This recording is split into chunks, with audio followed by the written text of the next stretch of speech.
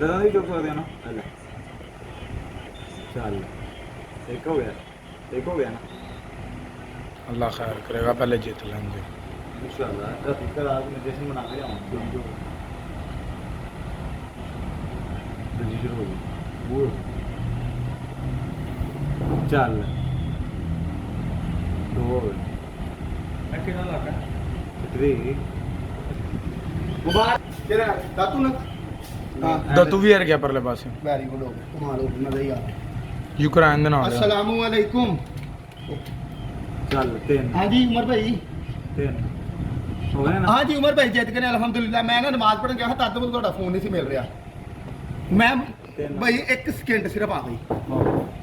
1 minute अरे आपसे पैसे भी लेगा जी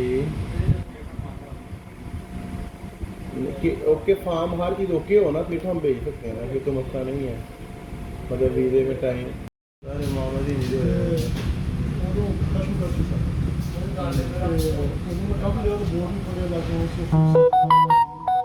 फिक्स जी कहते हैं ना लेकिन दिन नहीं ना है हमें पता है ना फिक्स नहीं होनी